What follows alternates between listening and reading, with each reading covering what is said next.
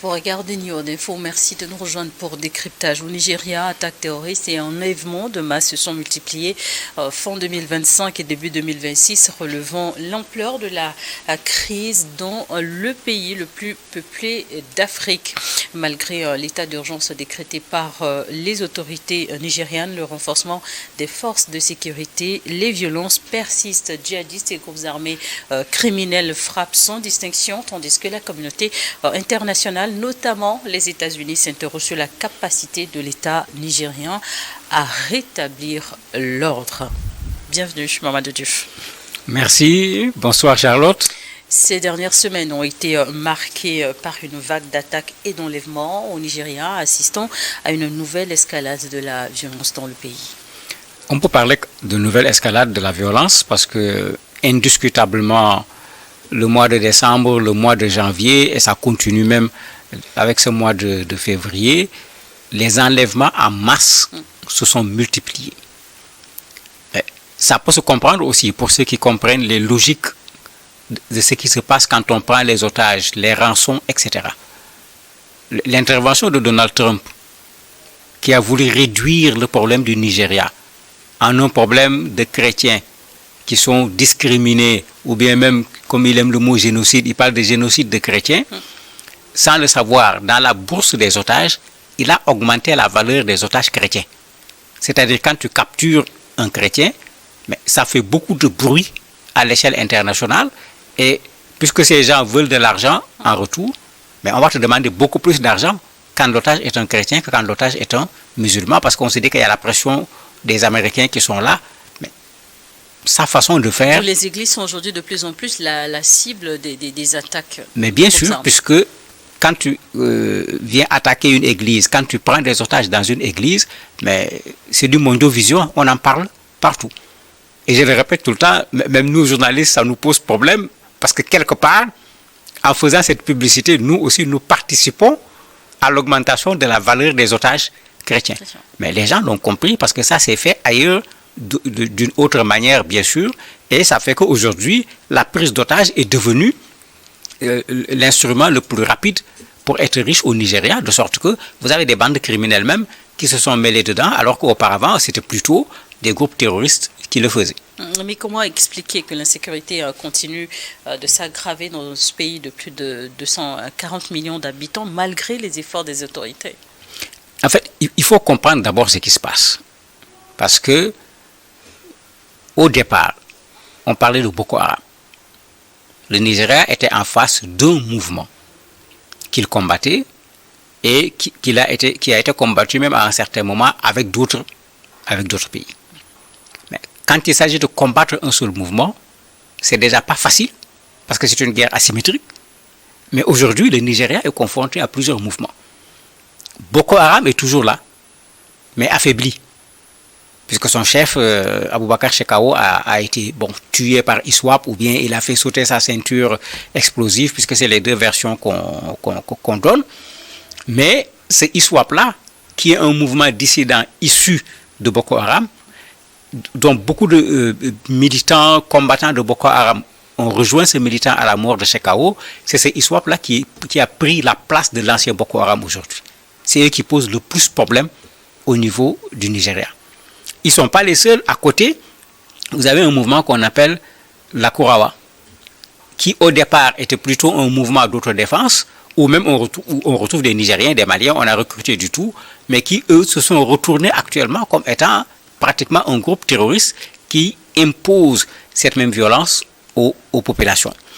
Vous avez une nouvelle donne depuis 2025, le JNIM, dont on entendait parler au Mali et au Burkina, au Niger, le JNIM a fait un attentat au niveau du Nigeria. C'est-à-dire un mouvement supplémentaire qui vient retrouver cette violence qui existait déjà au Nigeria. Il y a un autre mouvement qu'on oublie, c'est les séparatistes Ibo. Bien que Nandi Kanu a été condamné et tout, mais avant cela, il a mis en place un mouvement armé qui participe également à l'insécurité au Nigeria. Mais il y a un autre phénomène qui n'est pas propre au Nigeria qu'on retrouve partout, mais c'est les affrontements entre des éleveurs et des agriculteurs. Il se trouve ici que souvent les éleveurs sont des musulmans, les agriculteurs Beaucoup sont des chrétiens, mais tous ne sont pas des chrétiens. Cet affrontement qui est plutôt lié au foncier est retransformé également en affrontement interreligieux, ce qui n'est pas véritablement la réalité. Mais ça veut dire que cette façon que Trump a de présenter la chose comme une simple persécution des chrétiens est en train de cacher la complexité de ce problème. Et avec cette complexité, on le voit, le Nigeria, avec son armée, a des difficultés pour résoudre ce problème. Et les groupes djihadistes et des bandes criminelles semblent agir sur plusieurs fronts. Vous aviez parlé de Boko Haram. Aujourd'hui, quels sont les groupes qui restent très actifs sur le terrain? Aujourd'hui, c'est ISWAP qui est le groupe le plus actif sur le terrain.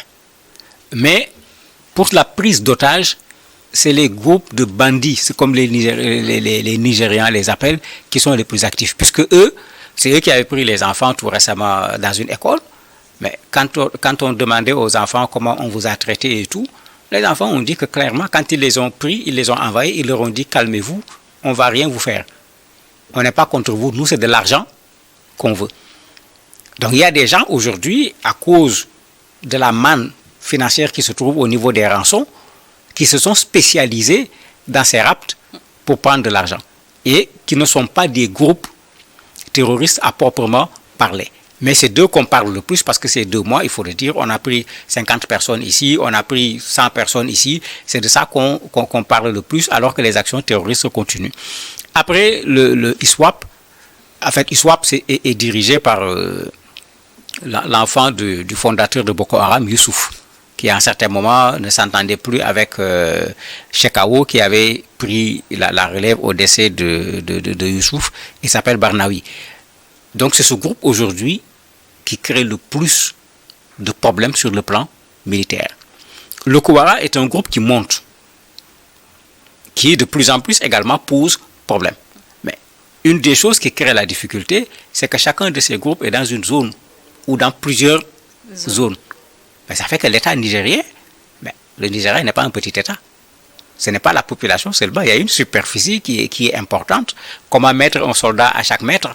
Mais c'est extrêmement compliqué. Vous vous concentrez sur tel espace, vous empêchez à ce groupe de pouvoir agir, ça vous oblige à libérer un autre espace, mais l'espace que vous libérez, les groupes qui sont là-bas vont se mettre à agir, raison pour laquelle on le voit, le Nigeria est en train de recruter encore des militaires, décréter l'état d'urgence, etc. Mais tout ça ne permet pas pour le moment de résoudre le problème d'insécurité. En parlant toujours de résultats, l'état d'urgence décrété par le président Bola Tinubu a-t-il produit des résultats concrets? Mais ça produit des résultats dans des zones précises. Puisque ce que nos États font, quand il y a une concentration d'enlèvement ou d'attentat quelque part, vous faites une descente forte de militaires dans la zone. Vous allez stabiliser la zone. Mais la difficulté, ces militaires vont rester là-bas pendant combien de temps?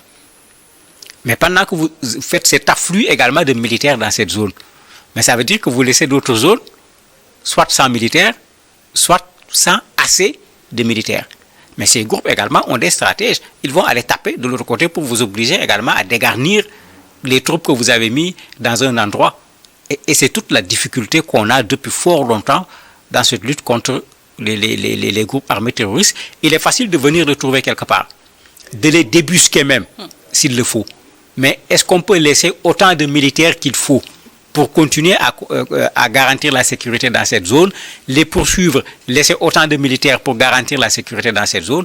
Aucun de nos pays ne l'a réussi jusqu'à présent. Le recrutement massif de militaires et de policiers peut-il suffire à endiguer cette crise sécuritaire? C'est l'une des mesures également annoncées par le gouvernement nigérian. Le militaire est indispensable. Des gens qui prennent des armes, qui prennent des gens en otage, qui tuent des gens, il faut les combattre. Mais le militaire seul, ce qu'on appelle le tout militaire, ne peut pas régler ce problème. Je parlais tout à l'heure de problème foncier. Mais il faut régler ce problème du foncier. Puisque les autres problèmes qui existent favorisent la présence de ces groupes terroristes qui se mêlent à tous les problèmes qui existent parce que c'est des pêcheurs en eau trouble. Plus il y a des problèmes, plus ça fait leur affaire puisque l'État sera obligé de vouloir gérer un très grand nombre de problèmes à la fois. Donc ce qu'il y a lieu de faire ici pour l'État du Nigeria, mais c'est ce qui est dit depuis je ne sais combien d'années, dans des rencontres où des spécialistes sur les questions de sécurité se retrouvent, il faut résoudre également le problème des populations. Il faut pouvoir faire en sorte que ces gens aient du mal à recruter au niveau des populations. On dit souvent qu'il faut tarir le recrutement, mais pour tarir le recrutement, il faut que les conditions sociales, la pauvreté, le chômage, l'abandon de certaines zones dans nos pays, qu'on revienne sur tout ça. Parce que tant qu'on ne le fera pas, ils seront toujours en mesure de recruter, surtout en ce moment où ils prennent des otages, ils ont de l'argent, il devient plus facile pour eux de recruter, il devient plus facile pour eux d'acheter des armes. Vous voyez, ça crée une sorte de cercle vicieux finalement. On leur a donné de l'argent pour les otages, ils vont l'utiliser pour recruter, ils vont l'utiliser pour acheter des armes. Mais en ce moment, même si l'armée se met à recruter également, vous voyez qu'on se retrouve pratiquement à un niveau zéro quand on va regarder le résultat, parce que l'armée augmente son effectif, eux aussi ils augmentent leur effectif. Donc la réalité sociale, la cohésion sociale, il faut que nos États travaillent sur cela pour que les populations comprennent que le terrorisme est pire que toute autre chose et qu'on puisse mettre les populations d'accord sur cela, mais avec l'appui des populations, il sera beaucoup plus facile de vaincre le terrorisme que de vouloir le faire sans l'appui des populations. Les États-Unis ont critiqué l'incapacité du Nigeria à contenir ces violences. Et cette pression internationale peut-elle changer la donne? Mais aussi de l'autre côté, quels sont les impacts réels sur le quotidien des populations touchées, notamment dans les zones reculées? La pression américaine est à l'origine de la situation dont on parle aujourd'hui. Puisque ça va obliger l'État nigérian à montrer que nous sommes capables de faire quelque chose, on va aller vers le tout militaire encore. Alors que dans le tout militaire, il y a un problème. Souvent, les militaires font des exactions. Et ces exactions amènent les populations à aller rejoindre les groupes terroristes pour se venger contre les militaires. Donc le tout militaire n'est pas une solution, même si Trump insiste là-dessus. La preuve est là. Ils ont donné plus d'armes au Nigeria. Ils leur ont donné plus de renseignements. Ils sont eux-mêmes intervenus en bombardant. Et d'ailleurs, en bombardant, ils ont bombardé une des zones où se trouve le mouvement dont je parlais tout à l'heure, l'Akurawa. Le résultat, l'Akurawa s'est mis à se venger sur les populations en faisant des meurtres. Mais ça veut dire que venir bombarder, ça peut permettre d'affaiblir pendant un temps ces groupes, mais ça ne peut pas être la solution définitive à ce problème. Il va falloir nécessairement que les populations du Nigeria soient impliquées, que la cohésion sociale, qu'on retravaille cette cohésion sociale pour que les Nigériens sachent que c'est leur propre pays et qu'avec le terrorisme, ce pays n'ira nulle part, pour que les gens se donnent la main pour combattre le terrorisme avec un État également qui soit un État à qui on peut faire confiance. Mamadou Diouf, vous n'êtes pas favorable au tout militaire. Donc, au-delà des réponses militaires, quelles solutions politiques, économiques, voire sociales pourraient aider à sortir de cette spirale de violence? Il y a plusieurs choses à faire. D'abord, la prévention. Parce que vous avez des jeunes qui sont là, qui n'ont pas encore rejoint ces groupes terroristes. Il faut les empêcher de les rejoindre. Et ça, c'est le travail de la prévention. Il y a le travail du militaire. On ne va pas laisser les gens tuer les populations sans pour autant pouvoir mettre les populations en sécurité. Ça, c'est déjà le rôle régalien. Ça, c'est le rôle de l'État. Mais à côté, ces jeunes à qui vous allez dire ne rejoignez pas Boko Haram, ne rejoignez pas Boko Haram. Alors qu'aux jihadistes, viens, on te donne une moto, on te donne un salaire à la fin du mois. Vous leur proposez quoi? Mais c'est là où l'aspect économique doit pouvoir intervenir. Il faut des projets. Il faut des formations pour permettre à ces jeunes d'avoir une occupation qui fasse qu'ils ne soient pas attirés par l'argent pour aller vers ces mouvements. Parce que beaucoup se retrouvent aujourd'hui sans aucune conviction d'un point de vue idéologique, sans aucune conviction d'un point de vue religieux. Comme on le dit, le terreau est favorable à cause de la pauvreté, à cause de l'absence de travail, qui pour moi n'est pas une raison suffisante. Parce qu'il faut être un humain quand même. Ce n'est pas parce que je n'ai pas un travail, ce n'est pas parce qu'il y a le chômage que je dois aller rejoindre un groupe qui est un groupe terroriste. Et c'est là où la question de la prévention est importante pour qu'on puisse faire en sorte que ces jeunes soient moins manipulables, pour ne pas dire pas manipulables du tout. Si Donald Trump, par sa réaction, a fait augmenter la valeur des otages chrétiens, ces violences, finalement, on constate, touchent autant les chrétiens que des musulmans. Qu'est-ce que cela dit de la nature de ce conflit au niveau du Nigeria? Ça fait partie de la complexité de ce conflit. Quand vous regardez, une bonne partie des groupes terroristes sont au nord. Mais le nord du Nigeria est majoritairement musulman. Les chrétiens sont majoritaires plutôt au sud. Et vous avez le centre un peu du Nigeria où vous avez aussi bien les chrétiens que les musulmans, où même malheureusement aujourd'hui la violence est en train de s'installer également. Donc le problème que ça va poser, c'est que les chrétiens qui se trouvent dans les zones nord, parce qu'il y a pas, le nord n'est pas un espace où il n'y a que des musulmans, c'est ceux-là qui se trouvent aujourd'hui fortement exposés parce que, puisque quand les terroristes font des actions, un des objectifs recherchés, c'est l'impact que cela va avoir à l'échelle internationale. Mais dès qu'ils kidnappent 50 chrétiens, mais ça pose problème. Les associations chrétiennes font une conférence de presse, etc. Finalement, il y a le mouvement qui existe et qui utilise ça comme élément de campagne et de propagande également pour recruter au niveau des jeunes. Vous voyez comment c'est complexe cette affaire-là. C'est pourquoi il ne faut pas réduire l'affaire à une question de chrétiens qui ont été kidnappés. Il y a 3 jours, il y a un imam avec un certain nombre de ces notables qui ont également été kidnappés. On a toujours kidnappé des gens sans pour autant tenir véritablement compte de leur religion. C'est maintenant qu'on commence à faire de l'otage chrétien l'otage qui coûte plutôt cher. Donc il faut préférer aller chercher les églises, les écoles catholiques, etc. Le Nigeria, avec le concours des États voisins, avait réussi ensemble à réduire la force de Boko Haram. Et est-ce que cette fois-ci, le Nigeria va également pouvoir arriver à inverser la tendance, ou est-ce que cette crise nouvelle risque de durer dans le temps? Mais il faut plus que ses voisins, il faut une solidarité africaine.